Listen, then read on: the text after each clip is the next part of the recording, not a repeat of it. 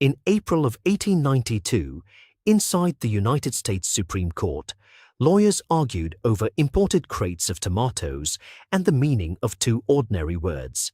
The merchants who brought them through New York Harbor wanted their customs duties returned. Botanically, they argued, a tomato was a fruit, and fruit entered the country free of the vegetable tariff. The government answered with the language of the kitchen. People did not serve tomatoes like peaches or pears. They ate them with the main meal. Money depended on the definition. The justices ruled unanimously the following year. Science could call the tomato a fruit, but the law would tax it as a vegetable. A plant first shaped by indigenous farmers in the Americas had crossed oceans, entered European gardens, transformed Italian cooking, filled American factories, and become valuable enough for the highest court in the United States to decide what it was. The tomato had become more than produce. It had become a legal category, a taxable commodity, and an industrial system. Today that argument feels almost comic. Tomatoes disappear into pizza sauce, curry, salsa, soup, ketchup, canned beans, frozen dinners, and supermarket sandwiches. They are so ordinary that they barely seem to have a history. Yet the tomato has spent centuries changing identities. It has been a wild berry, a cultivated flavor, an imperial transplant, a suspicious nightshade, a symbol of poverty, a national color, a factory ingredient, and a crop redesigned to survive machines. That is the central paradox of the tomato. Its softness made it difficult to transport, but its ability to be crushed, cooked, dried, canned, and concentrated made it almost impossible to contain. Once people learned to turn a short season of ripe fruit into sauce that could travel, the tomato stopped belonging to one landscape. It became stored summer, packed into barrels, bottles, tins, and steel drums, ready to reshape cuisines far from the soil that produced it. The familiar story says, Europeans thought tomatoes were poison until one brave man publicly ate a basket and proved everyone wrong. The real history is stranger. The fear was never universal, the famous demonstration is probably legend, and the popular explanation involving deadly pewter plates is almost certainly wrong. The tomato did not conquer the world through one heroic bite. It advanced through indigenous knowledge, imperial roots, crowded cities, migrant kitchens, factory chemistry, labor struggles, and machines powerful enough to change the fruit itself. If you like stories where ordinary food turns into empire, trade, obsession, and hidden history, subscribe to Food Empire History. Now, to understand how the tomato became this powerful, we have to go back to where the story really begins. Long before the tomato became red sauce, its wild relatives grew along the western edge of South America. In parts of modern Peru and Ecuador, small fruits clung to sprawling plants, adapted to dry coasts, mountain valleys, salt, disease, and difficult soil. Some were pea-sized. They carried intense flavors and genetic traits that modern breeders still search for when commercial crops become vulnerable. For years, the standard story was simple. Wild tomatoes began in the Andes, moved north, and were domesticated in Mexico. Modern genetics has made that journey more complicated. Forms resembling cherry tomatoes may have developed in South America before sustained cultivation. As plants moved toward Mesoamerica, some traits were lost, altered, and selected again. Domestication was not a single moment when one farmer discovered one useful plant. It was a long chain of human choices spread across landscapes and generations. Those choices changed the fruit. People saved seeds from plants with larger berries, better flavor, useful colors, predictable harvests, and fewer unpleasant qualities. The tomato grew from something birds could swallow whole into a crop that human hands could slice, grind, roast, and mix. Its future power did not come from nature alone. It came from farmers repeatedly noticing tiny differences and deciding which plants deserved another season. By the time Spanish invaders entered central Mexico in the early 16th century, Nahua communities already knew tomatoes as food. The word tomato descends through Spanish from the Nahuatl word tomatl. In markets and kitchens, tomatoes appeared in different sizes and forms, combined with chile, peppers, and other ingredients in sauces that could sharpen maize dishes, fish, turkey, and game. For the people eating them, there was no mystery about whether the fruit belonged on a plate. This matters because European history often begins the tomato story at the moment Europeans saw it. But the tomato was not discovered in a garden by a Spanish botanist. It arrived in Europe carrying centuries of indigenous plant knowledge, cultivation, naming, and cooking. Conquest moved the seed, but conquest did not create the food. The empire transported a technology that other people had already developed. Spanish ships carried American plants across the Atlantic in the vast biological transfer now called the Columbian Exchange. Maize, potatoes, cacao, chile peppers, beans, and tomatoes entered ports where merchants, physicians, gardeners, and rulers searched the new arrivals for profit, medicine, novelty, or prestige. Tomato seeds were light enough to travel, but the fruit itself was fragile. The plant spread more easily than the cuisine around it. In 1544, the Italian physician and botanist Pietro Andrea Mattioli described the tomato as a new kind of eggplant. He noted fruits that ripened red or golden and said they could be cooked and seasoned with oil, salt, and pepper.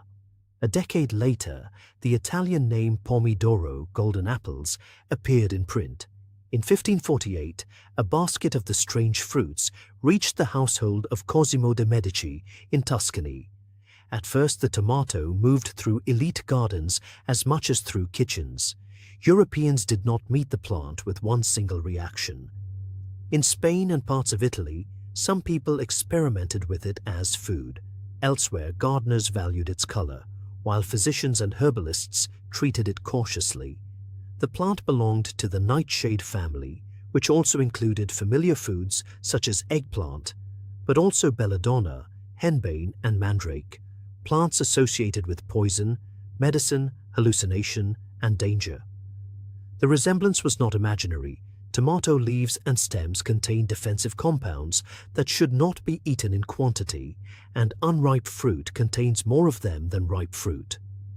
Early European plant classification relied heavily on visible similarity, inherited medical theory, and ancient authorities. When a new plant looked related to known poisons, caution could sound like wisdom, especially when the people writing the books had little experience cooking it.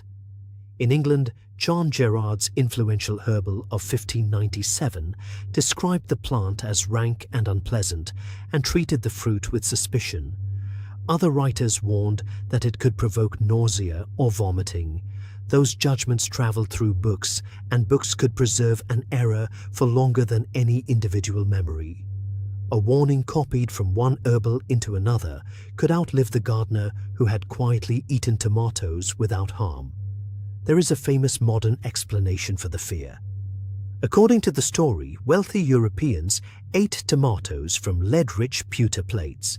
The acidic juice pulled lead into the meal, diners became sick or died, and the innocent tomato took the blame.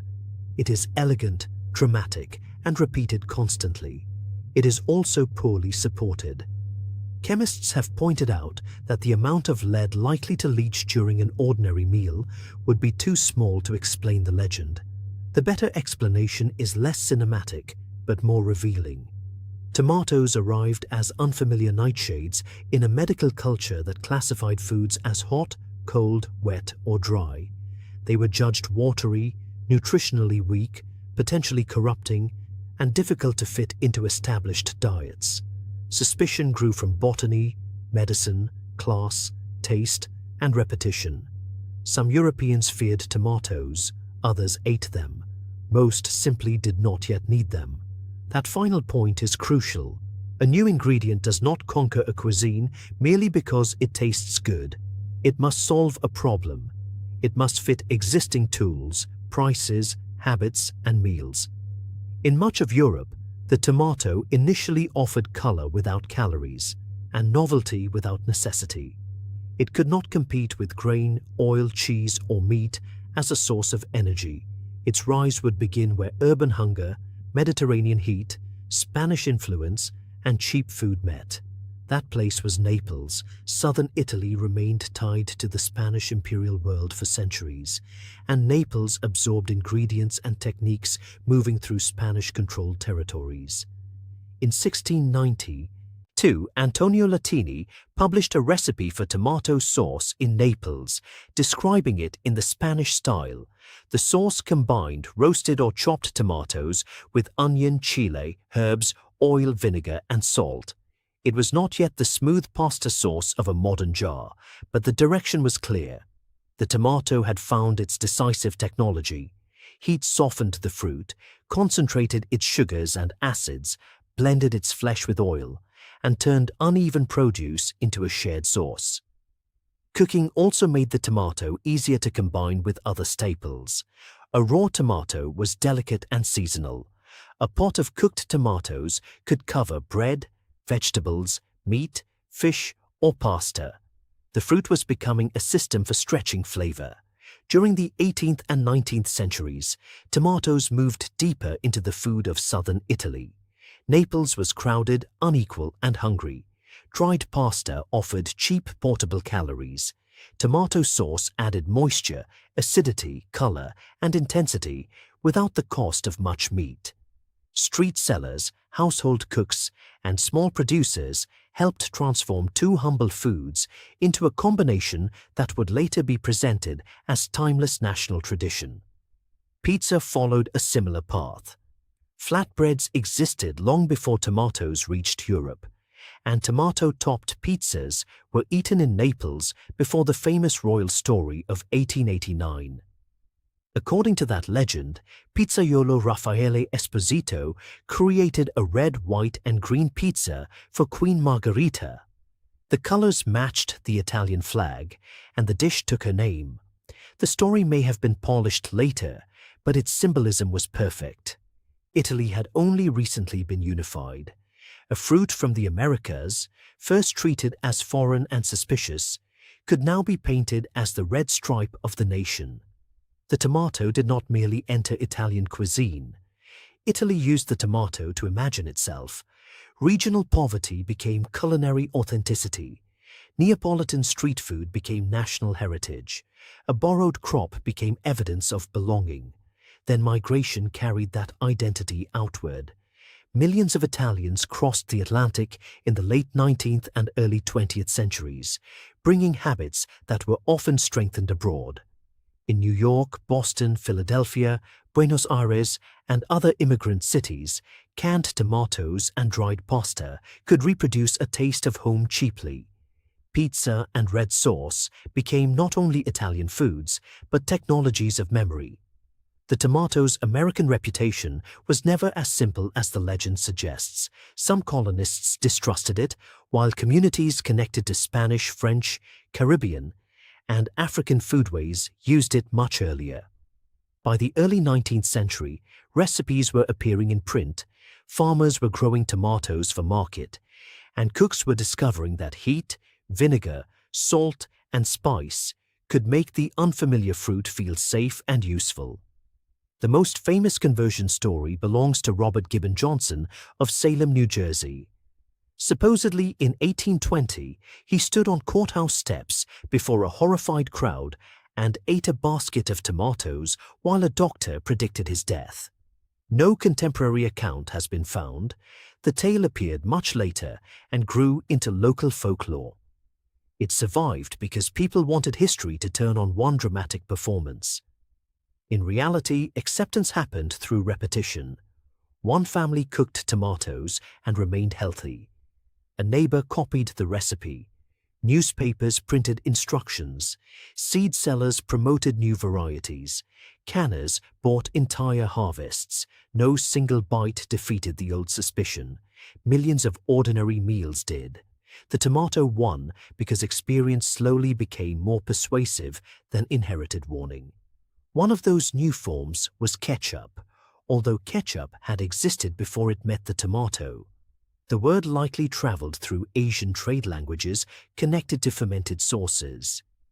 British merchants and cooks tried to recreate those intense condiments with anchovies, mushrooms, walnuts, oysters, spices, beer, and wine. Ketchup was a category of concentrated savory flavor, not a red sauce. In 1812, the Philadelphia physician and horticulturalist James Mees published one of the earliest known American recipes for tomato ketchup. He called tomatoes love apples and combined their pulp with spices and brandy. Other recipes followed. Vinegar, sugar, salt, and cooking gradually turned a perishable fruit into a condiment that could survive storage, shipping, and a changing market. This transformation solved the tomato's oldest weakness. Fresh tomatoes bruise, split, soften, and rot. Ketchup destroyed the shape of the fruit in order to preserve its value. Canning did the same on a larger scale. Once tomatoes could be sealed, heated, and stored, growers were no longer selling only a few days of ripeness. Factories could buy the harvest, capture summer, and release it months later. In 1876, the rebuilt food company of Henry John Heinz added tomato ketchup to its product line. Heinz sold more than sauce. He sold trust. 19th century processed foods were often adulterated, inconsistently preserved, and hidden behind containers. Heinz used clear glass bottles, emphasized cleanliness, and later supported the Pure Food and Drug Act of 1906. The tomato became a vehicle for a new kind of branded promise. Then the factory began redesigning the farm. Campbell introduced condensed tomato soup in 1897 and created a breeding program in New Jersey in 1910. The company wanted tomatoes with reliable color, size, flavor, disease resistance, and processing behavior. Seeds were no longer selected only by farmers for local soil or household taste. They were selected for the needs of vats, conveyors, cans, contracts, and national distribution.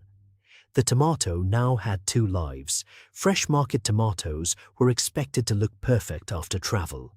Processing tomatoes were expected to ripen together, separate easily from the vine, contain useful solids, and withstand rough handling before being crushed. The industry did not merely find the ideal tomato. It defined the ideal according to the machine waiting at the end of the field. That pressure became unmistakable in California. For decades, processing tomatoes were harvested by hand, much of the work performed by Mexican laborers, including workers brought through the Bracero guest worker program. Picking was hot, repetitive, and physically punishing, but the softness of ripe fruit made human hands difficult to replace. Every tomato had to be lifted without becoming sauce before it reached the factory. At the University of California, Davis plant breeder Jack Hanna and engineer Kobe Lorenzen attacked the problem from both directions. They built a machine that could lift plants, shake loose the fruit, sort it, and pour it into waiting loads. At the same time, breeders developed the VF-145, a tougher tomato that ripened more uniformly and could survive the machine. The breakthrough arrived as the Bracero program was ending in the 1960s. California growers feared losing a huge source of low-cost labor, so mechanization spread with extraordinary speed. Within a few years, nearly the entire processing crop was mechanically harvested. The machine saved an industry from one kind of crisis, but it created another.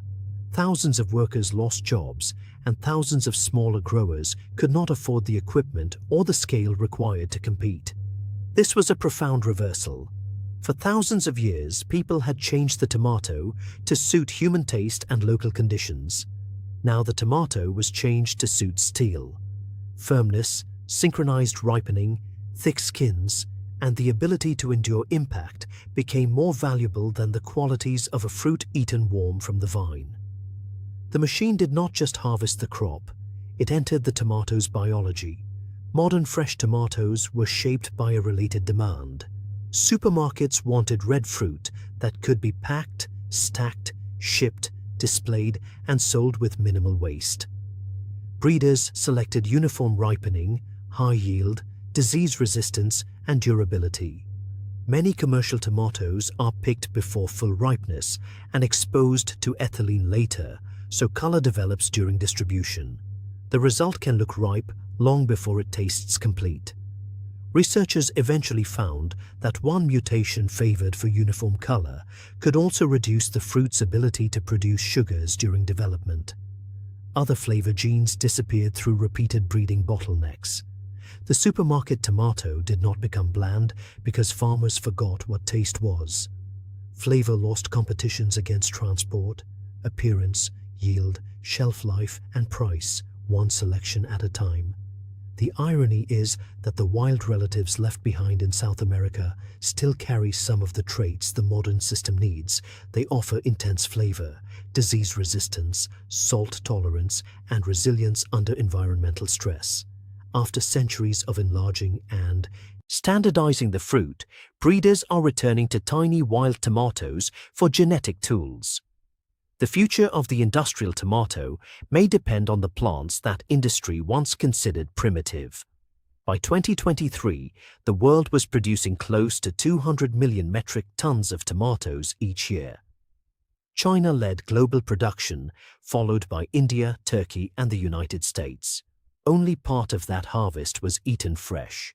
Vast quantities entered the processing economy, where tomatoes became paste, puree, juice, powder, ketchup, soup, and sauce. Paste is the tomato's most concentrated disguise. Fresh fruit is crushed, heated, strained, and evaporated until its water disappears and its value becomes dense enough to ship across continents. Steel drums of concentrate can move invisibly between countries and factories. Water, sugar, salt, spices, and packaging can be added later, allowing a tomato grown in one region to appear as a finished product associated with another. That invisibility creates room for abuse. In parts of southern Italy, authorities and labor organizations have documented caporalato, an illegal gangmaster system that recruits vulnerable migrant workers for agricultural jobs under exploitative conditions. The image on the label may show sunlit fields and family tradition. The worker behind the image may live in temporary settlements, depend on an abusive recruiter, and be paid according to speed. The global paste trade adds another layer. In 2021, United States customs authorities blocked tomato products from Xinjiang after finding information that reasonably indicated the use of forced labor. China has denied such accusations. At the same time, European investigations and food fraud cases have raised questions about imported concentrate being processed, blended, or sold with misleading suggestions of Italian origin. The tomato that once confused herbalists now confuses supply chains. A can may be packed in Italy without every tomato inside having grown there. A bottle may carry a national recipe while its concentrate has traveled thousands of miles. A low supermarket price can reflect machinery, scale, irrigation, migrant labor, state policy, weak bargaining power, or a label that reveals less than it appears to reveal. Climate is tightening the system further. Tomatoes need heat, but extreme temperatures can damage flowering, reduce fruit set, increase water demand, and intensify disease pressure. Producers respond with greenhouses, irrigation, new hybrids, shade, and genetics recovered from wild relatives. Once again, the crop's future depends on controlling the narrow window between abundance and collapse, and still the tomato remains intimate. A knife passes through the skin, juice spreads across a cutting board, seeds cling to the blade, and the smell of leaves and acid rises into the kitchen. In that moment, it does not feel like a legal case, an imperial transfer, a factory specification, or a global labor system. It feels like lunch. But the history is there. The wild coast of South America is there. The hands of Mesoamerican farmers are there. The markets recorded by Nahua authors are there. Spanish ships, European herbals, Neapolitan streets, immigrant kitchens, Pittsburgh bottles, New Jersey canneries, California harvesters, and migrant fields are all compressed into the red flesh. The tomato conquered the world because it could change form without losing its identity. It could be fresh or dried, rustic or royal, local or imperial, fruit or vegetable, feared or desired. Most importantly, it could surrender its shape and become something larger. Crushed into sauce, it entered foods, factories, and nations that would eventually claim it as their own. So the next time a tomato appears beneath cheese, inside a curry, beside eggs, across a piece of bread, or in a bright line of ketchup, look at what seems ordinary. You are seeing a crop that crossed an ocean as an imperial curiosity, survived centuries of argument, built industries around preservation, forced machines to reshape biology, and still carries the hidden cost of the hands and land behind its color. The Supreme Court could decide how to tax it, but no court could settle what the tomato truly was. Its power came from refusing one identity. It was never only a fruit, only a vegetable, only a sauce, or only a commodity. It was stored summer, transformed by every society that touched it, and powerful enough to transform those societies in return. If this story changed the way you see tomatoes, subscribe for more hidden food history.